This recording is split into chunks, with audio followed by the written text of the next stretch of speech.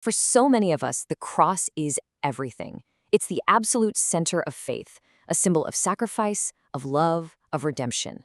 It's a story we've probably known our entire lives. But what if the most common way we tell that story accidentally creates a massive, hidden contradiction? I'm willing to bet you've sung this before, right?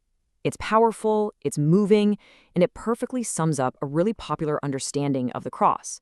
That God the Father unleashed his righteous anger against sin onto his own Son, Jesus. This is the story of satisfied wrath. But here's the big question we're digging into, and it comes from William L. Hess's book, Crushing the Great Serpent.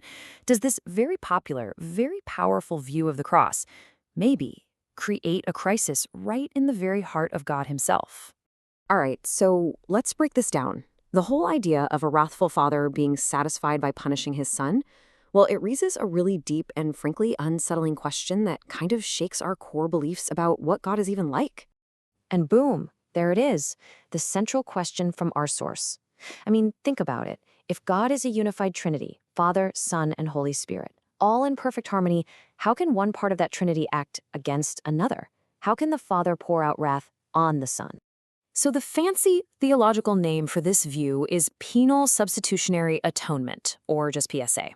To be precise, let's use the definition from the source. It's the idea that God punished Christ with the suffering we deserved, and that took care of divine justice. This is the framework we're putting under the microscope. So how does this actually play out? Let's look at how some of the leading proponents of PSA describe what happened on the cross. And listen, this isn't a caricature. These are their own words, and the language they use is, well, it's incredibly strong.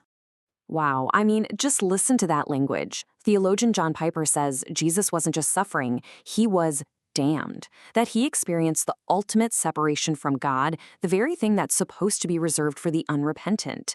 And R.C. Sproul, he takes it even further. He suggests that on the cross, the Father's whole attitude toward the Son was one of condemnation. It's a shocking picture, isn't it? One person of the Trinity damning another. So here's the bottom line. The internal logic here requires an action of the Father against the Son. For justice to be satisfied, there has to be a punishment.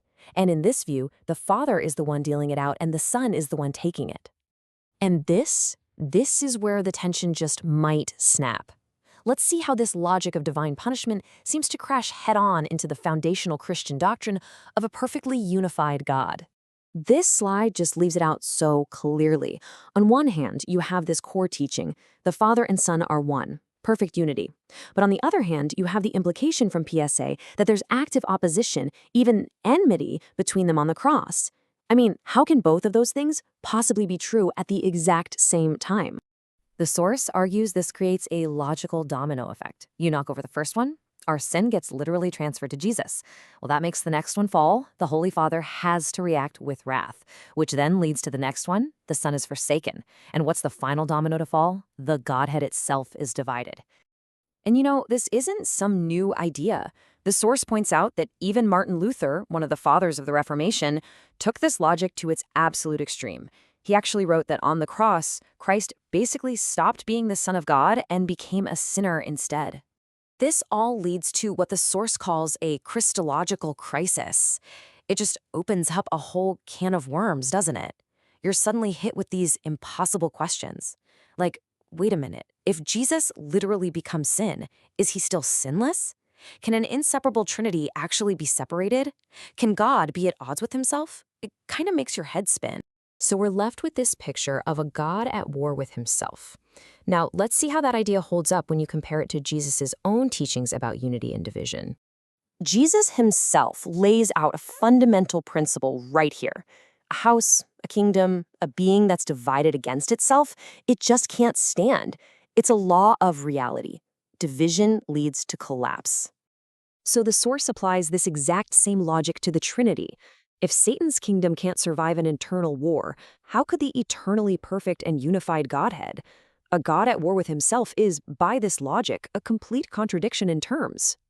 Okay, so if PSA creates this huge theological problem, is there another way to understand the cross that keeps the Trinity together? The source says, yes, absolutely.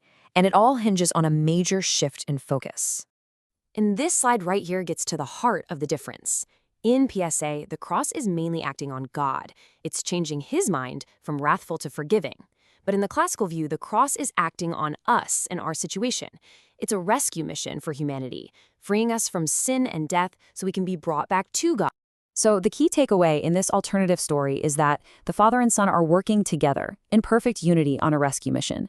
The cross isn't the Father punishing the Son. It's the Father and Son together defeating the powers of sin and death to bring us home. And that leaves us with a final thought. When you picture the cross, what do you see? Do you see a divine family working in perfect, loving unison to save the world? Or do you see a divine conflict, a house divided, a God at war with himself? The answer really shapes everything.